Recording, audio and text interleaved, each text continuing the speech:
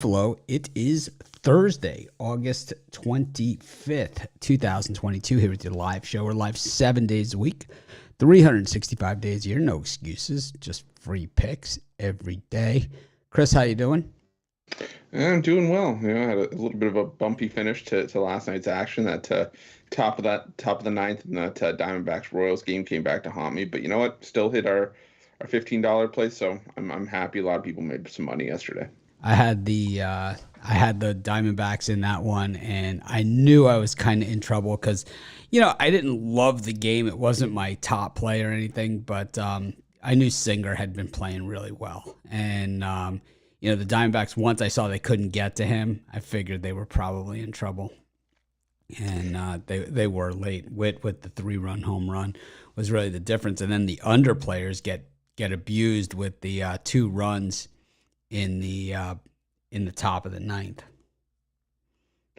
Yeah, I was on the under in that one as well, so that's kind of where I got toasted a little bit, and the Rays also not coming through yesterday. Haven't needed extra innings to put away the Angels. It was a second time in 3 games in this series, so we'll have to see if they can do it today. Well, Luke Farrell pitched way above his pay grade yesterday, roasted me, and made me sound pretty stupid in the process. And then, but Jose Urena, always good for blasting, and TJ Zuch as well. Absolutely crushed. It was a miracle double play to save the Nerfy in the first inning. I had the Yerfy there. I had Yerfy, I had first 5 over. I had Phillies first 5 over. I had game over. I gave those all out in the drive-through.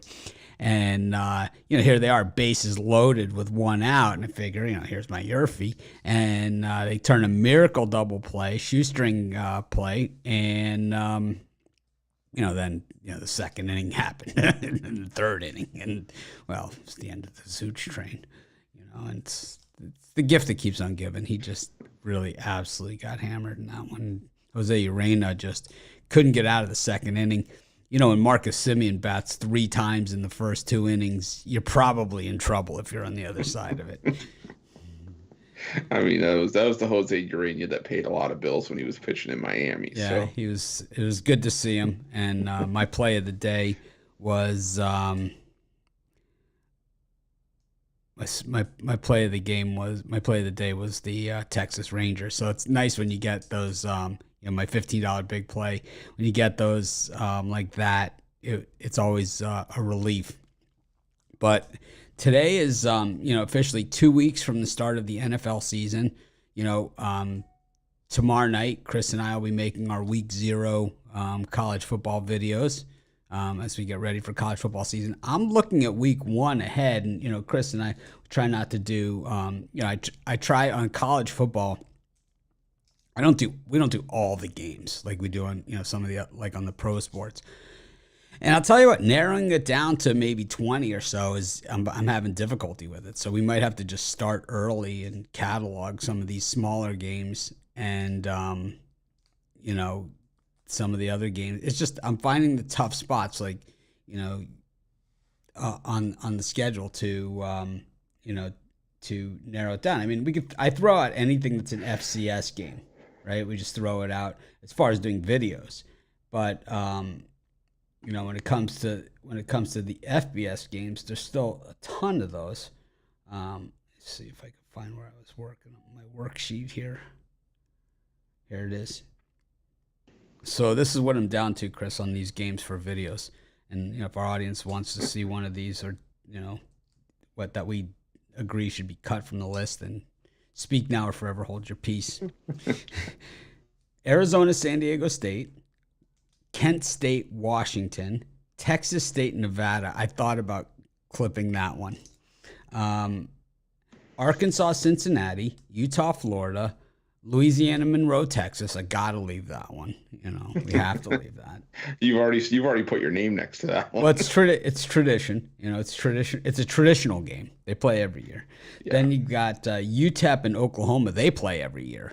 That was the Samar J. Pirine. Not Samar J. Pirine. The other Pirine that played for LaMichael Pirine, where it was 4th and inches. They went for it. He busted through and covered the 48-point spread.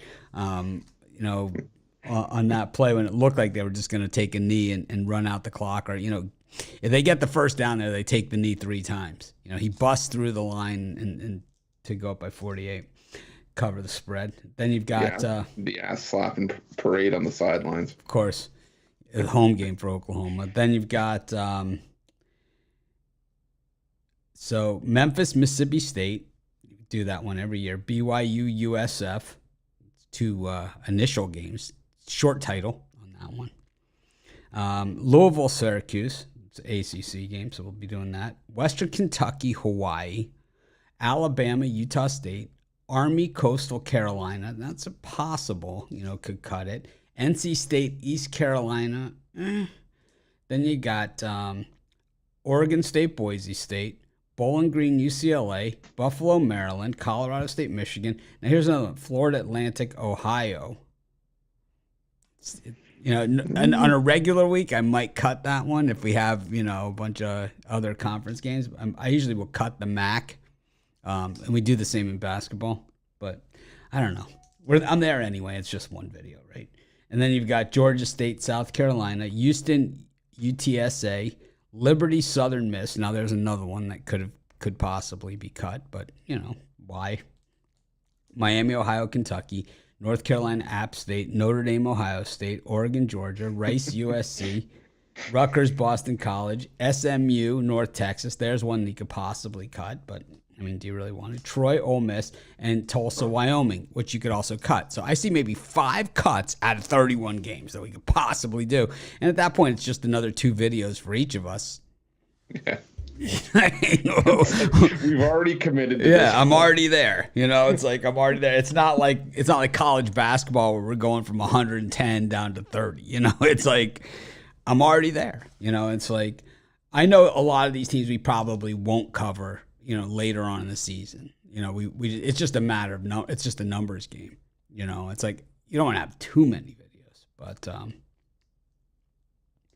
yeah, I'm excited about it. I was looking at that this morning. I wrote down, I'd cut them all out. I took out all the FCS games. I'm like, all right, here's what we got. Here's the body of work for that day.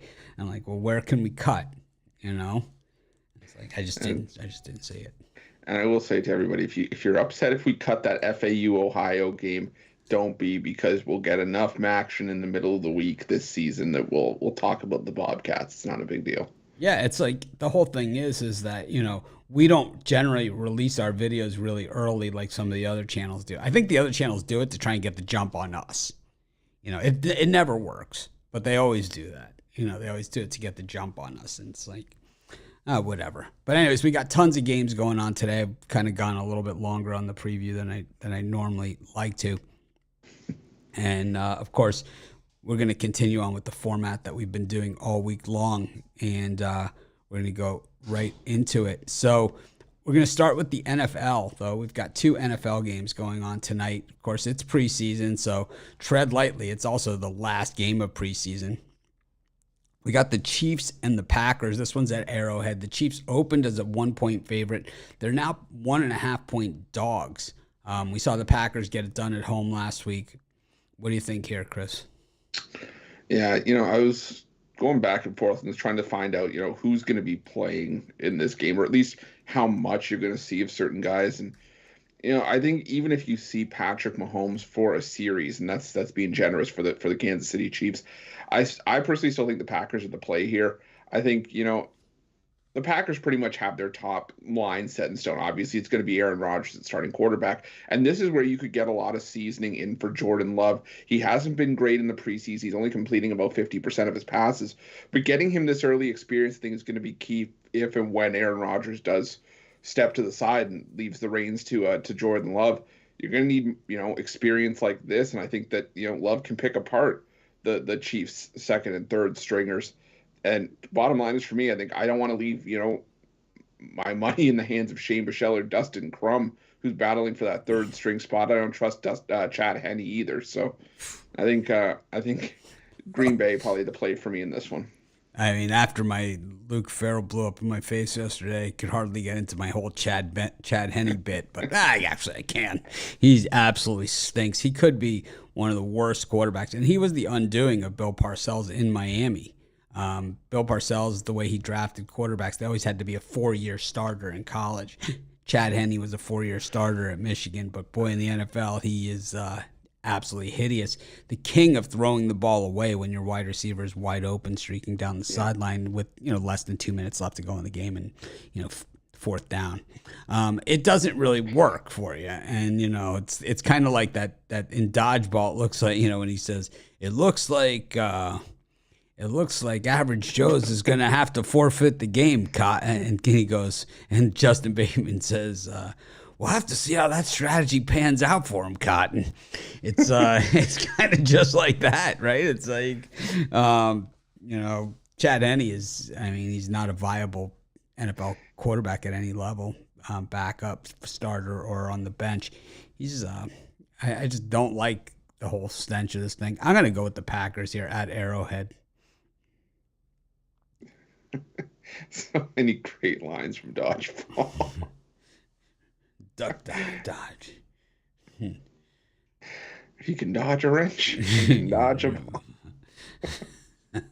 Duck, dive. Yes. The 5 Ds of dodgeball. Dodge, duck, dip, dive, and dodge. Yep. We've got the Texans taking on the 49ers, and Kyle Shanahan, one of my least favorite coaches, of course, in the NFL, and, up against the Texans, who, probably a little more to play for here than the 49ers. Probably a lot of guys competing for actual roster spots and jobs than the 49ers have. And at the same time, they're home, and we're getting better than a field goal. I think based on all those things alone, I think, that's where I go here. Obviously, we can't dig. It's hard to dig into these games as far as personnel and matchups because we just don't even know what we're going to see. But we know it's going to be in Houston. We know that, if you have the regular season 49ers Texans, based on what we saw last year, it's probably the 49ers, but it's Trey Lance. I'll be fading him plenty this season. And, we have, a Texans team that, while they didn't win a lot of games, they were competitive, the last half of the season. So remember that game against the Rams where they were down like 1 million points and then they backdoored them, getting 16.5 or something? They were lost by 15 or 16. They were down by like 40. Yeah, and then snuck back into cover. Yeah, backdoor, the ultimate of backdoors. But, I'm going to go with the Texans in this one. How about you? You know what? I've kind of struggled with this one as well. I think I like it maybe a little bit more than the Packers, but probably go with the 49ers money line. I just think there's a lot of depth for the 49ers at running back, and I think that the 49ers probably win this game. The Texans probably cover. I think it's a 2-point win for the 49ers. I just think they have the better coaching offensively, and I just think that Houston's going to be relying on a lot of their top guys as well this season, like Davis Mills, and they want to keep, all those guys pretty much healthy. So I think you're going to see very little of them, but I think you need to get Trey Lance as much experience as possible. The Niners have already said they're going to play their starters for the majority of the first half. And maybe you take a first half spread if you're going to take a spread in this game, but probably go with the Niners on the money line in this one. People will complain about a Nationals-Reds series in late August, early September, but they don't say nothing about a Falcons-Jaguars Week 3 preseason NFL matchup. And, it's way worse, It's way worse. Falcons-Jaguars. It's not even close. Anyways, we go to Major League Baseball. I was 2-1 on my premiums yesterday. I hit my 2 early games. I had the Guardians against the Padres. Just straight fading the Padres these days. And I had the Rangers were my $15 big play. Chris, what was you hit your big play, right? The Astros run line, right? Yeah, Astros run line I got yesterday, and I was with you. I cashed on the Rangers as well. But 2 and 3 yesterday. Had the under and the Diamondbacks in that game, as well as the other.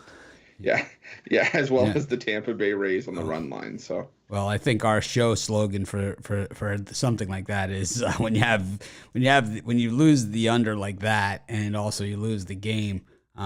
I think you just say, we really went down the toilet on that ugly bitch. Yeah. I had the D-backs too in that thing. It was not good. Really not good. I felt all right in the seventh. I think it was when it was 1-0, but then you saw the run start to come, and I was like, oh boy, well, we're screwed. And then I thought I had the under at least. I was like, you know what? 1 out of 2 ain't bad. And then Christian Walker had other ideas, and I was like, well, crap. So did you feel left out when this YouTube troll left this comment? I don't know if you saw these comments this morning. No, I haven't had a chance. I have it on my phone. I don't think I have it on my screen here. I might be able to get it. Let me see. And I don't want to hurt your feelings, but it's happened before. It won't be the first time, won't be the last. Just hit me. Rip off the Band-Aid. Well, let's see if we can get it on the screen here for everybody. I posted it on my Twitter.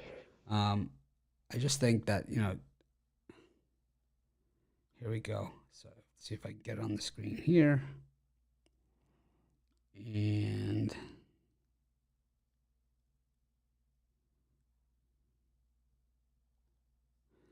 so let me see if it'll let me shrink it. All right, so here it is. And it says, this is from Ice Trade the Gang. And he says, this is why I always watch this channel, because I know they make dumbass picks, especially Ron.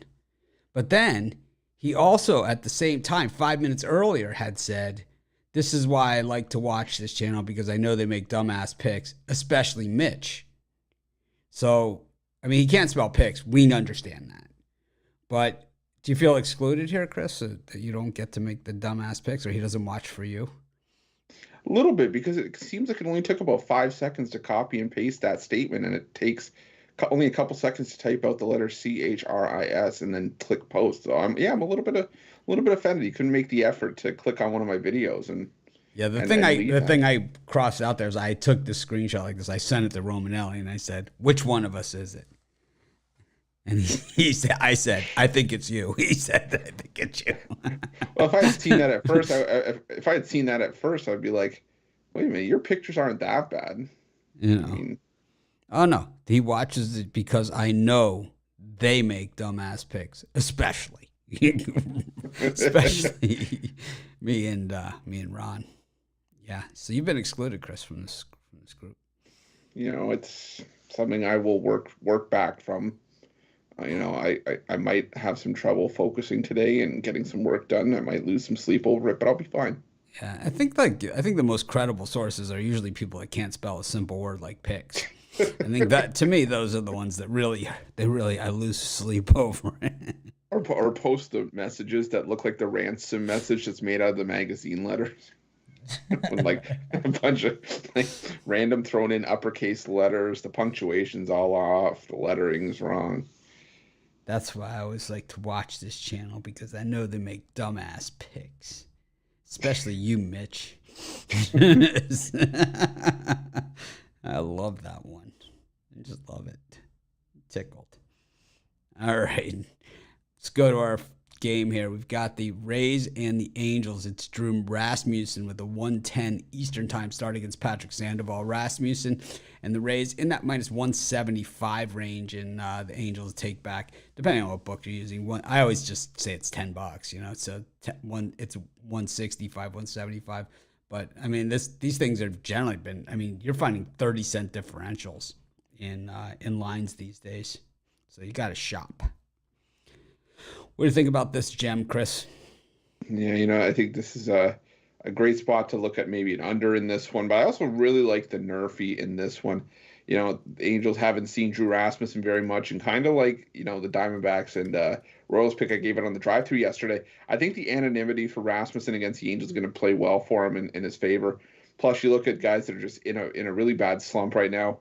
Shohei Ohtani in his last 16 at-bats, just 2 hits. David Fletcher, 5 for his last 26. Taylor Ward, 4 for his last 24. And the Tampa Bay Rays, facing Patrick Sandoval. Sandoval's had his issues, but he's pitched well. It's just been the Angels that can't back him up. 15-5 to the Nerfy this season.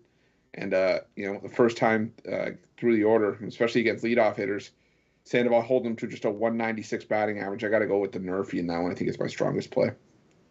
Yeah, for me, it's the Angels are straight ass, and they've been absolutely terrible. And I think when you look at some of the streaks here, the Angels 11-0 or 0-11 against the American League East straight up. It's minus 186 if you're there.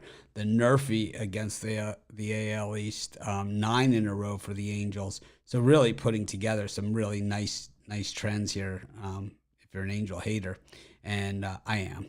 So I just don't. I'm not feeling the Angels today.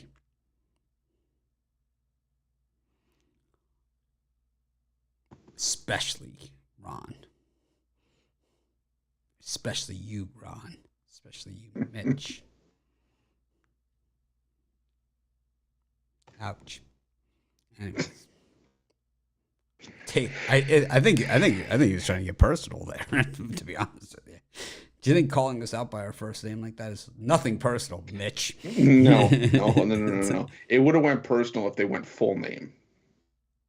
Then it's just like they're trying to talk at you. They're not trying to just call you out. They're talking at you. Well, like if somebody said, "Oh, especially you, Christopher," I'd be like, "Oh God, what did I do?" Well, what I did yesterday was I talked Luke Farrell right into a career performance against the St. Louis Cardinals. The Cards out for revenge here. Of course, what neither of us knew at the time was America's first baseman wasn't going to be playing in that game. Not that he is going to make a difference in a game that's as one-sided as that one. Miles Michaelis now not looking like a great road pitcher. There, I said it. I feel better about myself. Marcus Stroman hasn't been a very good pitcher at all. I don't know what happened to this guy. The wheels have kind of fallen off the cart on Stroman. But on the other side, Dakota Hudson, he's never really had the wheels, right? So what are you looking at in this one?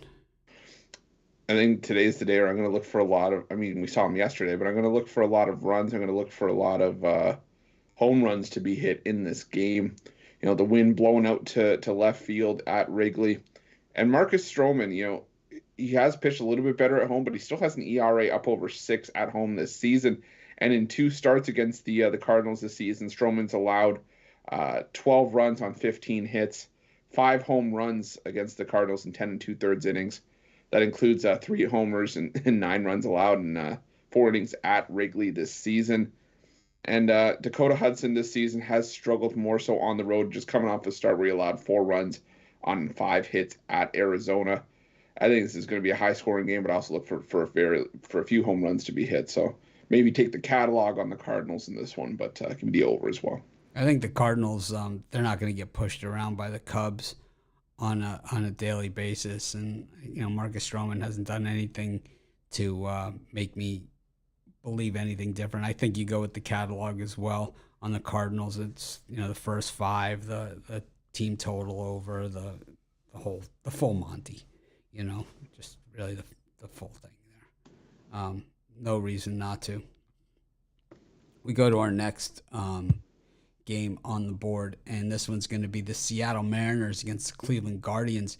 Now, these are 2 teams. If the season ended today, these teams would both be in the playoffs. It's an odd start time for a series that's only in game 1 of the series. It's not a fill-in game. This is an actual series. So tomorrow they move back to a different time. It's kind of odd, that they do this, but it's Marco Gonzalez on the mound, so anything's possible. Chris, the Mariners, yesterday on the show, and I know that this one flew under the radar with my crappy-ass pick or whatever, especially Mitch, that I'd said that Anibal Sanchez fully capable of driving the ship deep into this game and being very much in control. And if you're going to take the Nationals, you might want to think reverse run line. And there it was. The Mariners came back, tied the game late with a home run, and then the Nationals in the top of the 9th with 2 runs to cover that reverse run line. And I happened to have $200 on it at plus 398. So, I didn't bet a big bet on it, and it's like, like a lot of people out there, it's like, they're always looking, I know some other stations and some other things and other people. I never bet more than 5% of my bankroll or 10% of my bankroll or whatever. You know, it's like, I don't even understand that, because is that like after you, so if I make a bet, right? It's like, say my bankroll's, I don't know, say it's 10 grand today, right? So say, right? Say I bet two dimes I bet two dimes on the Rangers, right? So now my bankroll is now 8,000.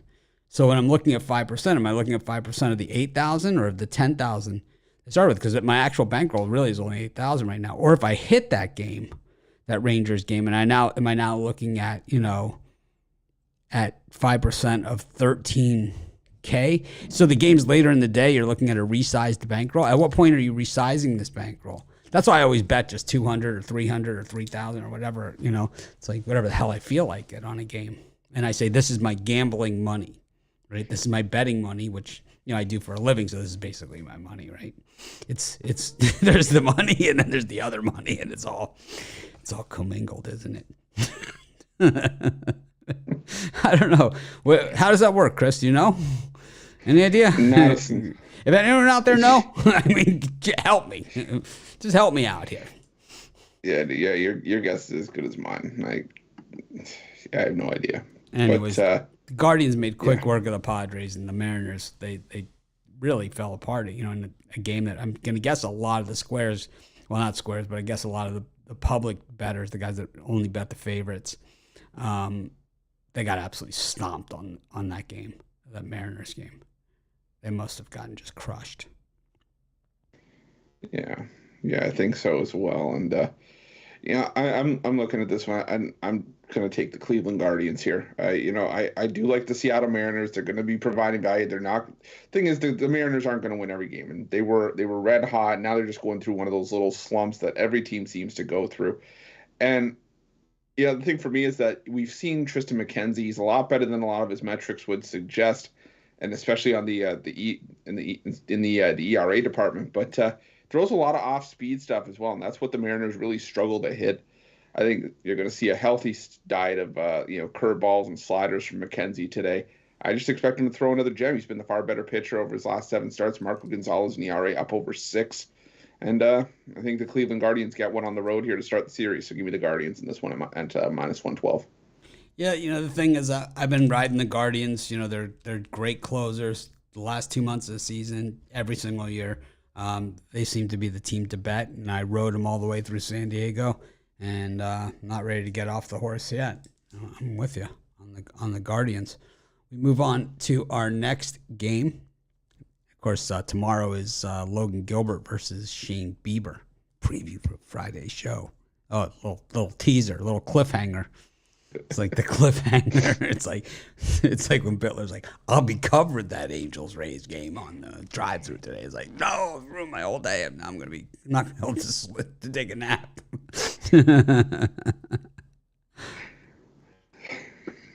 Phillies against the Reds. I think this is an opportunity to cash the money.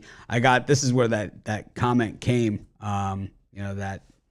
That Mitch sucks comment was actually on my Reds Phillies video. You can see it right here. Because I took the Reds, and that's why. I think the Reds plus 1.5 is the better bet. But I just, I'll bet that also. I'll say it doesn't take much. I mean, I'm not like a lot of these other guys that, it's like 5% of my bankroll on this, Joe Vegas or whatever. Meanwhile, these guys live in like, $60,000 townhouses or something, It's like, but it's like, they're like your financial advisor or something, right? And I'm not anywhere close to that. I'm just like you guys, It's like, things go bad, I start to chase, right? It's like I do the same thing. And sometimes I make bets just on a hunch or, whatever. It's like I just do it. And, generally those aren't my best bets and my premium picks or anything like that. But it's like I'm honest, It's like I think anything I have to prove, I think I've already proved it at this point, right? I mean, I've been doing this a long time and, I've been pretty successful at it. So, I don't know. I just think this is kind of like I'm going to use my Nationals. I'll just say I'm using my Nationals money from yesterday, even though it's all to save money. I'll put $200 on the Reds money line. I'll put 200 on the reverse run line, and then I'll also take a safer play and put 200 on the Met plus 1.5. So I understand I'm 600 in on a game that I don't absolutely love. I get it, but this is what I do. It's like, the thing is, I got to 600 so easily. It's like, well, I'll put 200 on this, and it sounded innocent enough, right? And all of a sudden, I'm 600 in. It's like the NFL halftime show where I run out of money in my betting account. It's like people are wondering what the pause is. It's like I'm reloading. It's because I got 45 bets out there. There's people like standing behind you at the kiosk, and they're like tapping their foot. Just waiting. What happens to me during the halftime shows, and I know it will happen to me again this year. It's like where I will put in a bet for 300 and I'll hit 3,000, and it happens all the time. It happens all the time. And it's usually one that I don't love. Like Cowboys second half against the Packers or something. It's like, yep, happens all the time. I probably do it 5 times a season. It's not like, it happens every couple of years or something. It's probably at least 5 times a season that happens to me. And then I have the decision, do I bet the other side, And a lot of times I would need to make a deposit to do that. It's transparent. That's what you call full transparency. Anyway, you're gonna jump on Nola at the minus 350 here. Yeah. No, not happening. I might actually come with you on the Reds in this one. I think that Justin Dunn. You look at his 2 road starts since joining the Reds, has not been terrible. He allowed 3 runs in his debut against the New York Mets in 4 2/3, so not horrible, and gave up 1 run over 5 innings against the Pittsburgh Pirates last time out. I might also take the team total for the Reds over here. I'm just trying to find what it is.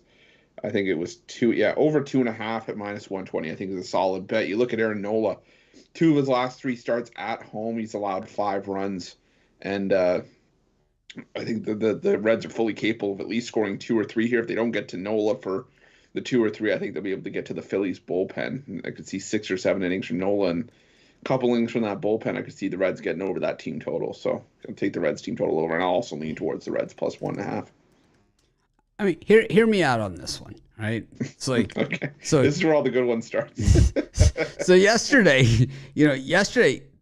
TJ Zoich was pitching, right? So we know what's going to happen, right? We know there's going to be a lot of runs. It's going to happen early. It's going to, there's going to be some visits to the mound. You're going to get everything, right?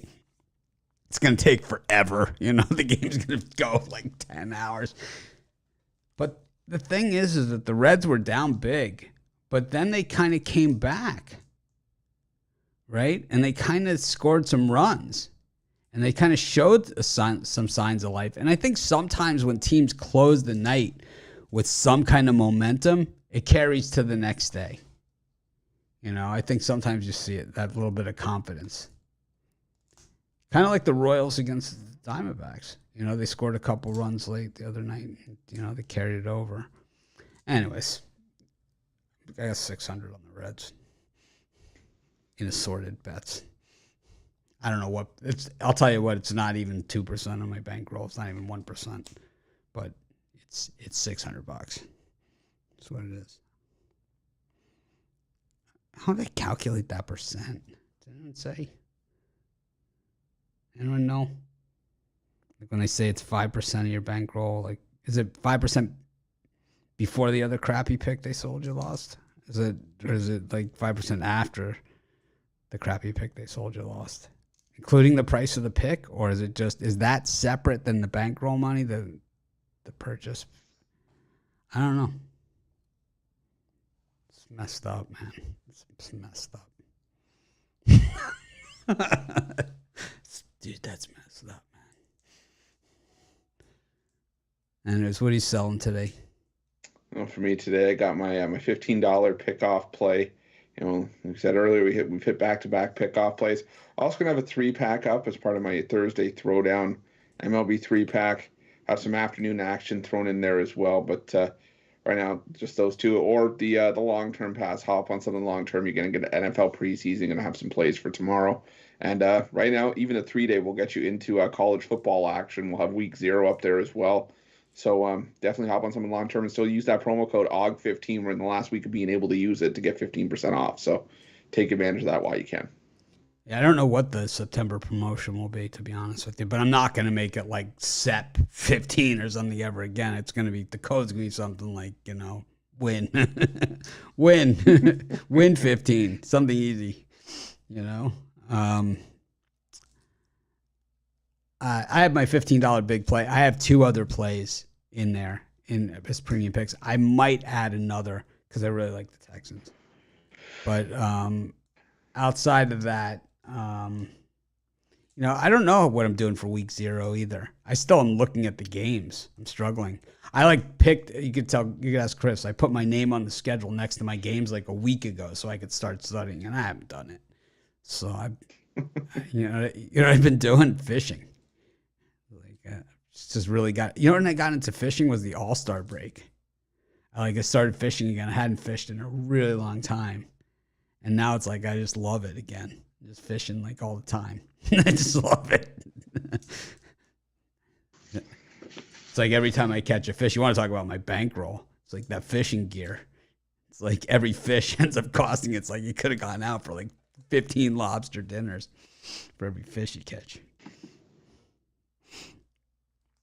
Anyways, we got the Orioles up against the White Sox. If you can figure this series out, you are smarter than everyone in our comments. Romanelli had the White Sox yesterday as his Ron's Rundown $15 play. And it's funny because everyone in the Rundown comments that don't buy his picks, they were all on the Orioles. And then you get the guys that are like, the Orioles killed me, whatever. And I always like to write in there so Ron thinks that if I comment because I'm PickDawgz, right, on YouTube, that's my thing. So Ron thinks that if I comment as PickDawgz, people think it could be him. So I have to put -- Mitch make a comment on one of his posts. So it's I went through this whole thing. It's all the people that were like, Orioles blew up my parlay or whatever. I was like, Ron's best play was White Sox. Lance Lynn's been terrible. I know they got rid of Dallas Keuchel, but I felt Lance Lynn could easily deserve the same treatment. What do you think here, Chris? Yeah, this was one that, ironically enough, if I had to take a Ruffalo on him and take a pass on, I would. I would lean towards the Guardians. I just saw Guardians in the comments. The Orioles towards the value here with Jordan Lyles, just because Lance Lynn has been pitching better, and in the month of August he's allowed 2 earned runs or less in 3 of his 4 starts. But it's kind of you never really feel safe because he's always capable of giving up that 4 or 5 run start whenever you least expect it. You always have to kind of look over your shoulder. But Jordan Lyles is capable of that as well. I don't know, just the way the Orioles have played at home this season, I'd probably lean towards Baltimore, but lean at best. Yeah, I don't love this one. And to me, it's the White Sox. When you think that they're going to win is usually when they let you down. And it's been bizarro world, right, for the White Sox. So I think today with Lance Lynn going, you have to almost take him. He's been so terrible. Just absolutely terrible. Yeah, I'm excited for Jay Briggs to be doing halftime NFL with me. That's going to be fun. I don't know. I've never really done that style show with him before, so it'll be interesting to see because everyone knows those NFL halftimes. I might not always have good weeks in the NFL. I might not always have good seasons or good years or any of that stuff. But my NFL halftime shows are straight freaking money, man. Those things, it's like people will criticize me up and down, in comments and whatever, but nobody ever says his halftime picks suck, They never say that, and that's how you know. It's because if they were bad, you would hear it everywhere. But it's those halftime picks, man. They are straight money. And I think that the picks on this show will be the same way as we continue into this format because it gives me a chance to kind of take some teams and picks that, it's not just based on the odds. I can tell you guys why and all that other stuff. No, actually, Ron is dumbass picks, especially Ron. Thumbs down. X. And what's the other one? No smoking. I don't even know what that symbol means. Danger? Stranger danger? No smoking? I have no idea what that signal. Circle with the line through it. I guess it's just like don't go with it or This? avoid. This? Avoid. This? Yeah. I don't know. Especially Mitch. Especially Ron.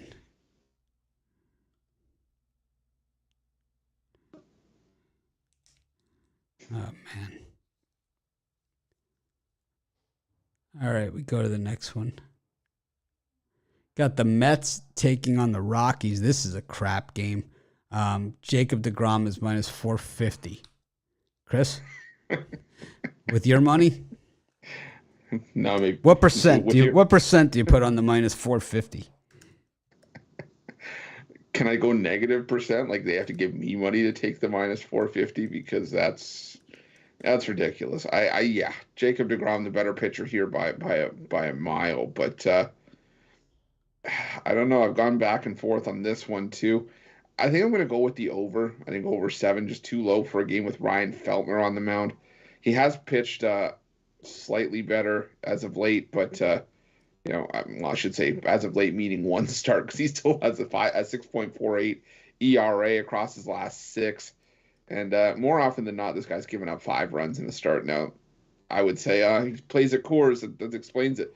But he also allowed 5 runs at Minnesota, 5 runs, 4 earned at Miami. So I think the Mets could do enough to maybe get to this total on their own. So I'll probably take the over in this one. No way I'm going near the Mets at this price. So X Rush Diamonds is saying that the circle with the line through it means do not enter. I appreciate it. I appreciate that. I appreciate it. He can put all those he likes.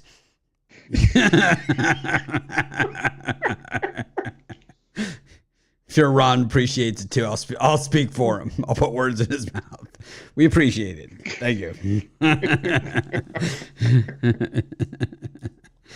didn't even think of that. Do not enter. You're damn right. Only. You're damn straight. Double X. Trespassers will be shot. And then some. Survivors will be shot again. It's like, man. I had one of those exams, man. They knock you out for it. It's like, you're not sure what the hell happened, but something happened. You're not sure what the hell. Wake up feeling mint.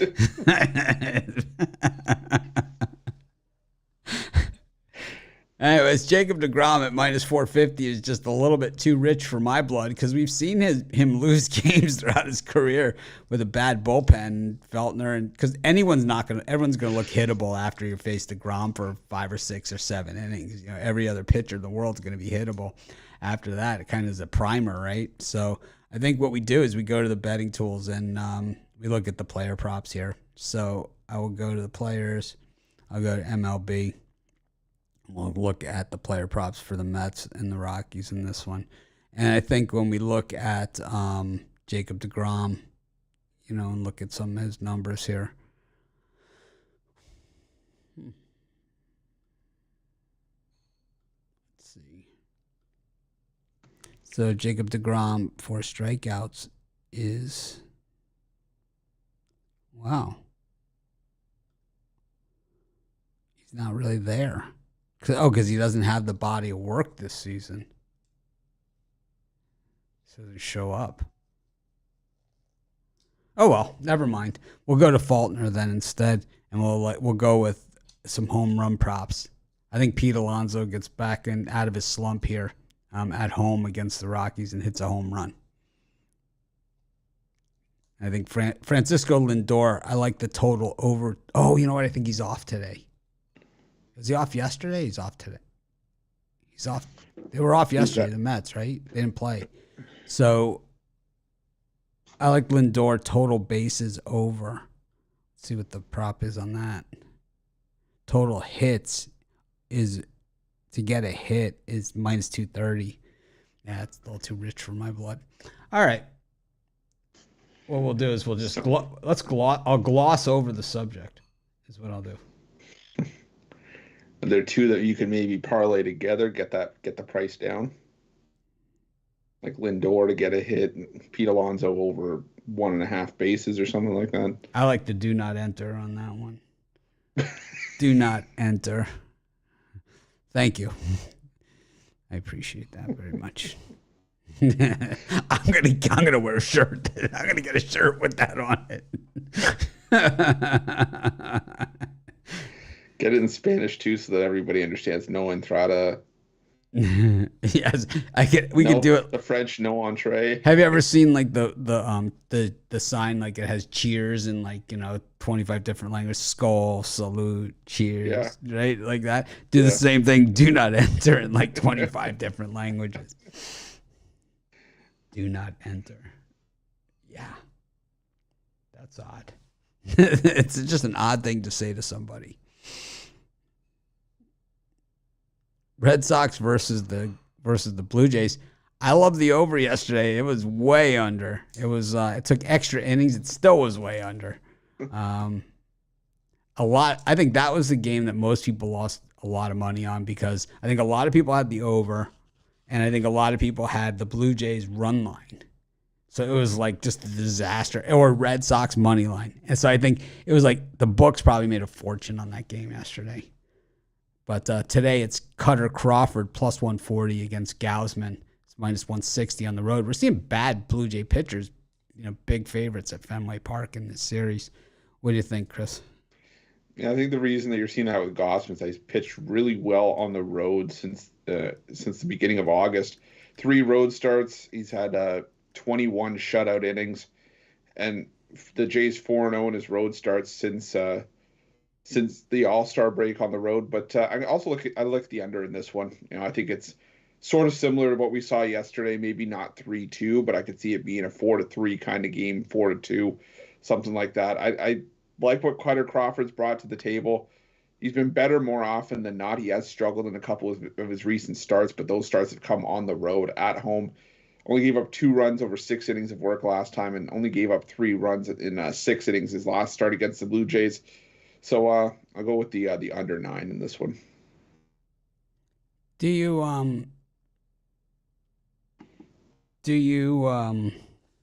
think do not enter is just an odd thing to say to somebody or about somebody? I don't know. It's so weird, man. Maybe he's doing you a favor by telling people to do not enter. Well, I'm not going to let him enter. How about that? No one's entering. No one's entering. I can't speak for Ron, but I can speak for myself. No one's entering. The hell is that?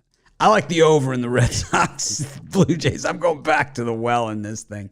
I think we see plenty of runs. Cutter Crawford, oh man, he just bores me to tears. And Kevin Gausman, can't stand him. Reminds me of the Kevin Gausman we saw in Baltimore for all those years that everyone was so big on. He was like a bookie nightmare. I mean, a sharp nightmare guy. He was kind of like the Cleveland Browns 2 or 3 years ago, where the sharps like bet him every game. And Gausman was the same way. He just totally let them down in a big way. I like the I like the over in this one in the Blue Jays Red Sox. I'd lean to the Red Sox. I just think that on value alone, I hate this game. Go to the Astros against the Twins. The Twins rallied late against the Astros yesterday, fell short to get Ruffalo's run line cover there with Framber Valdez going. But today it's Luis Garcia, who's got the odd throwing motion, right? It's kind of the hesitation. What is that? What do you call that? The rock the baby, and then... Yeah, he does the... like. It's kind of the white man's overbite dance, right? Who isn't... Hit me, baby, one more time. There's somebody that used, I can't remember who exactly it was. They would stand in the box prior to the pitch and they would just swing their bat back and forth around waist height. And then as the pitch was coming in, they'd wind back. And I that's kind of what that reminds me of. I don't remember. Don't remember. Yeah. Anyways, I think the Astros carry the momentum forward here. I think the Twins have just had their chances this year, and now they're a 62-60 team, probably going to finish around 500 for the season. On the outside, looking into the postseason, meanwhile, the Astros' best record in the American League. Yeah, I can't argue that. I also like the over in this one. Luis Garcia, 5 straight starts where he's allowed at least 3 runs. But the thing is that more often than not, the Astros are able to rally behind him and pick up runs. And I think they're going to do that off of Chris Archer today. Archer, he's still just a 5-inning guy at best, and he has a 5.70 ERA across his last 7 starts. And again, I've just never really been a fan of Chris Archer, especially this season. So I'm with you. I think the Astros, but I also think the over is a strong play as well. Well, it brings us to our final game on the board, and that's the A's versus the Yankees. Caprillion is plus 190 in this thing. What do you think here? I'm trying to confirm the starter on the other side for the Yankees. It looks like there might be a change. It was Italian, right? Yeah, I think so. I'm pretty sure I saw it was Garrett Cole tomorrow. So, yeah, I might take the under here. I might also actually lean towards the Oakland A's plus 1.5. I know it sounds crazy, but we've seen the A's step up in spots before. They won 2 of 3 from the charging Seattle Mariners in the series before the Marlins series this past Monday through Wednesday. And Caprillion, I've always said this season, he's pitched a lot better than a lot of his numbers would indicate. He's allowed 2 runs or less in 5 of his last 6 starts. I know the Yankees are, an imposing lineup on paper, but I still think there could be some value here with Caprillion and the A's. So give me the A's plus 1.5 in this one. Yeah, I think I'm going to go with the under in this one. The Yankees have been playing to the under like crazy, and the A's, well, they don't score any runs at all at home, so they're absolutely terrible at home. So it's tough to get behind them, even with the 1.5. But I can go with the under in this game. So I think that's where I'm going to land, which gets us to the parlay section. We're doing pretty good on these shows. Less games, but we still coming in right around an hour-ish. So we're south of an hour today. Yesterday we were 15 minutes over. So I don't know. We're working on the format, working on the show. It'll be interesting to see when we have a lot more games, how we're able to handle it. But so far, so good. And, there are going to be days where we're not going to be able to cover everything. And we know that it's called college basketball season. It's not going to happen. Of course, we won't be covering hockey on the show, more than likely. Yeah, there'll be videos for that. Yep, and could be a whole nother show. But I guess for my parlay today, I'll go with the Nerfy between the Angels and Rays. I'll go with the over 7 Rockies and Mets, and the Cleveland Guardians. I'm gonna go with the Cincinnati Reds. I'm gonna put it with the Chicago White Sox, suspiciously favored in this game against Jordan Lyles, and I'll go with the over in the Red Sox Blue Jays. Thanks, everyone, for joining us. Make it a winning day. If you have any suggestions for the show, any comments, anything like that, I'll put it in the comments. If you have any negative comments, well, keep those to yourself. Make it a winning day. We appreciate each and every one of you. Smash that like button.